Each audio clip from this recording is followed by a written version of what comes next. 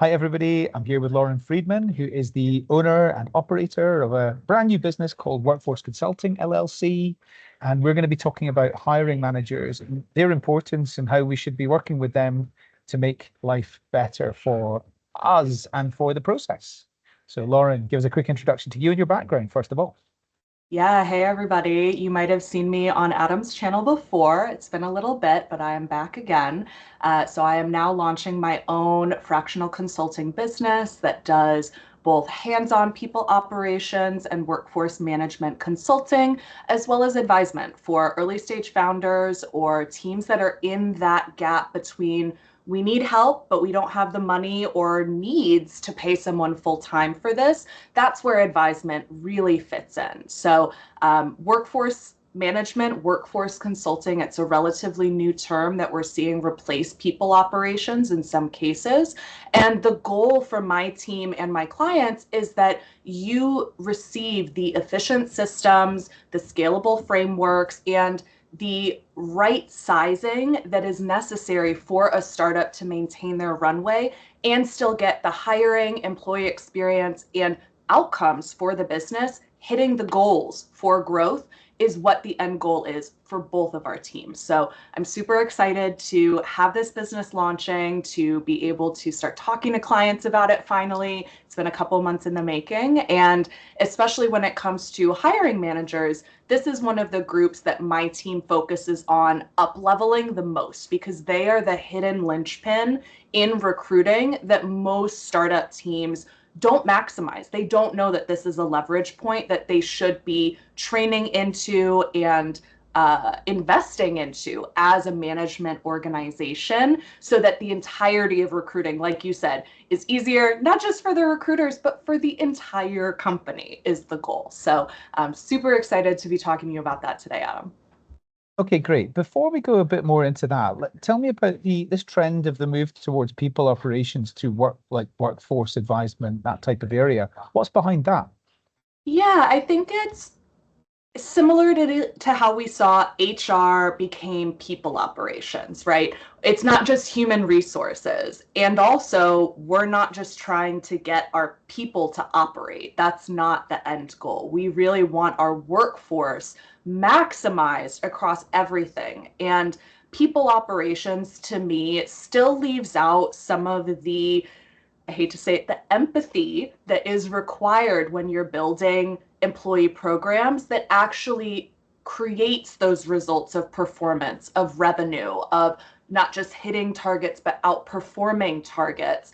There are levers that these startups and founders can pull around their entire workforce, not just the operation of them, but the holistic picture of how does this company run and how do we hit our goals together? Got it. Okay, I understand now. So, let's talk about let's talk about working with hiring managers. What are some of the things that we are doing typically, or you find companies doing wrong in this area? And Yes. then what should they be doing? Obviously, um, yeah. What's the main things we're doing wrong, and what's the main guidance Yes. you're going to give people? So, whenever I start with a new client, the very first thing I talk to them about is a mindset shift that needs to happen around recruiting. When we were in the mid 2010s, the early 2000s in startups, the recruiter became this lauded figure on a pedestal. The recruiter was the one responsible for hiring, right? Without a good recruiter, you couldn't do anything. But what we've come to see, especially through COVID, through the tech layoffs, is that recruiters, teams feel they're both this lauded position, but also very dispensable when funding is not there, if hiring does not need to happen. So now the problem that we're seeing is people don't have recruiters or they have fewer recruiters and they're still trying to get the same outcomes as they did before when they had a team of 15 senior recruiters all working on roles. Now they have 5 hiring the same 100 people. How do you math it out? The recruiters can't do it alone. Hiring is a team sport, and that is where I start with all of my clients, that there needs to be a mindset shift that the recruiter, if you think about a sport game, right? And I like to use American football as my analogy. I don't watch soccer or rugby as much for my international friends, but hopefully it translates where companies think that the recruiter is the MVP. They are the quarterback, they're the center, they are the ones that call the shots, make the shots, tell everybody what to do. They score the goals. If we make a hire, it's because the recruiter did a great job. They are the one that get all the accolades typically. The recruiter is actually not even on the field in hiring. We need to rethink this game as the interviewers are all of the different players on the field. The hiring manager is actually that center player, that quarterback. They're the ones that actually know what the outcome of the game needs to be. They're the ones that know what the ideal candidate looks like. And by putting the recruiter on the field in place of the hiring manager, you're losing the skills that the hiring manager has. And basically, swapping those roles allows everybody to be less effective. When you think about your recruiter as more of a coach and referee blend, they're there to make sure that everybody's playing at their best. They're there to make sure that everybody follows the rules. And they're there to make sure that at the end of the day, things are proceeding forward. There's not too many timeouts. There's not too many penalties. So this is the job of the recruiter. And when we can get companies to start positioning their hiring managers as those MVPs in hiring instead, as those centers, those quarterbacks, and teaching them that they don't need to run the whole process, but there needs to be a lot more partnership between the coach, the recruiter, and the MVP, the hiring manager, through this whole process, or it all falls apart. And that's when you end up seeing 6-month-long hiring cycles. You end up hearing people say, we've had 10 people at onsite, we still can't make a hire. That actually comes down to the hiring manager. It's not the recruiter in that case. And I'll pause and we can continue into this, but yeah, how does that analogy land with you? Well, I think I mean, I completely agree. I think that, I mean, I do believe we've got a future where I've said this many times in the last, like this year, I've said this many times, that I believe there is an imminent future where there's a lot less recruiters. Yes. And there will be more varied jobs within a recruitment function. So there will be more jobs for data analysts. There will be more jobs for technologists and marketers and experience designers and things like that. Candidate experience, exactly. Absolutely. But I think there will be less people doing sourcing and interviewing. So I'm a talent leader in a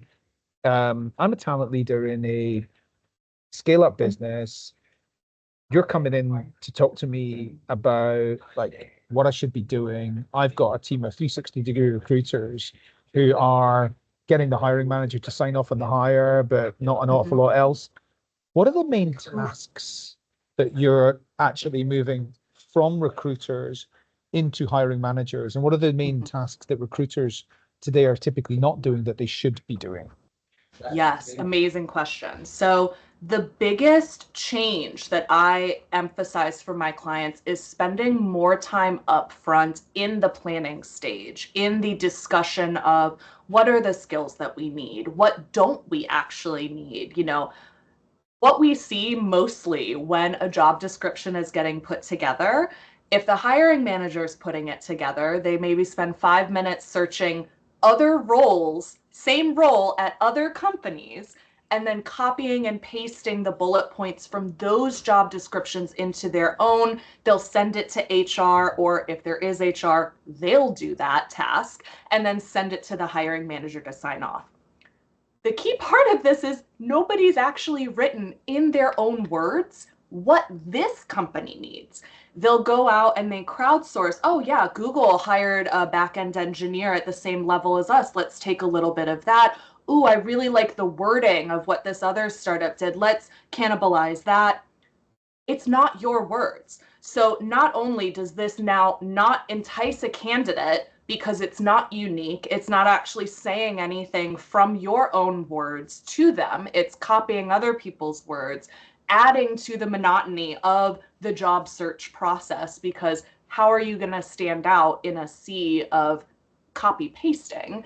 Not only that, but the recruiter then gets this job description. Back-end engineer, 6 years of Python experience. What does that mean? Python, as we know, just like you said, recruiting is a huge organization. There's all these different, pieces that go into it.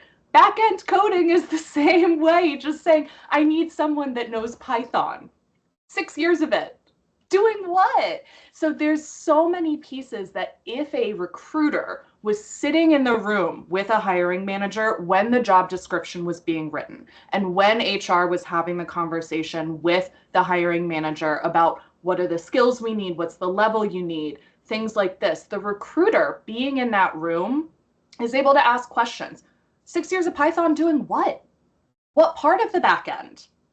What skills do we actually need? And so setting up something like a role intake or a kickoff meeting, that's the first step of change. And this gets the hiring manager to understand that just spending 20 to 30 minutes with their recruiter at the start of this process, I've seen through clients that I've initiated this change into, they're able to shave 10 to 15 or more days off of time to hire. If they've got a great time to hire, it gets even better still. If they've got a crappy time to hire, they're blown out of the water at how much time they're saving, how much faster they're able to hire, but also how much more accurately this new hire fits the needs of the company, not just for today, but 6 months down the road, 12 months down the road. The recruiter is able to add in questions of growth, questions of promotion, questions of where does this person fit in with the rest of the team? The recruiter can add in things of, what sort of personalities do we have on the team as well? If we're looking at diversity, if you've got a lot of type A people, you might want to look for someone who's a little bit more of a mediator to balance that team out. All of these things get left on the cutting room floor if the recruiter isn't part of that and if the hiring manager isn't actually sitting down to say what their team needs and instead is saying what other people's teams have needed that they think it'll probably work for their team too. Just give it a shot. So we're talking about in terms of talking to hiring managers about this. I mean, I agree with everything you're saying. I think we do need to move in this direction. And I really enjoyed your Google point. We've like all for done most, it. I know, Everybody I know. does it. For most, especially for like startups and scale ups, copying Google is absolutely the wrong thing. Oh yes. Your requirements are not the same. They're completely different type of requirements from that organization. So but we what I still want see to it happening, Adam. It happens yes, a lot more than you think. what I want to ask about is like how do we influence hiring managers that a different approach is needed given they're the MVP, but we're probably going to be asking them for more in the process. Yeah. So I always like let's try it for one role. Just try it for one role, see how you feel afterwards. Let's let the data tell the story. I'm a very data-driven person. I know most of my hiring managers are going to be technical. They love seeing a before and after result. Before, it took you 120 days to make one engineer hire. With this role, it took us 35. How did you feel through the process?